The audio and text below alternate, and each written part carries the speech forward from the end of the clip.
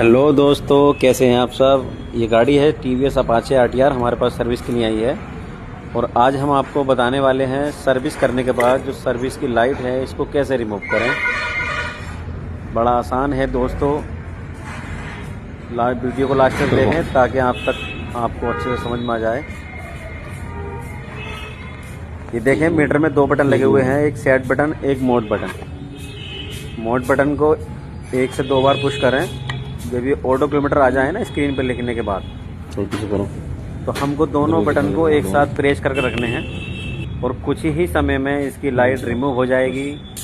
So guys, ये video बहुत important है क्योंकि सर्विस करने के बाद ये लाइट रिमूव नहीं होती तो कस्टमर कहता है यार हमारी गाड़ी की सर्विस ही नहीं हुई है। तो गाइस, वीडियो आप सभी के लिए हैं। वीडियो को लाइक करें और फॉलो करते रहें ताकि आज ये वीडियो अच्छे से अच्छी आप तक पहुँचती रहे।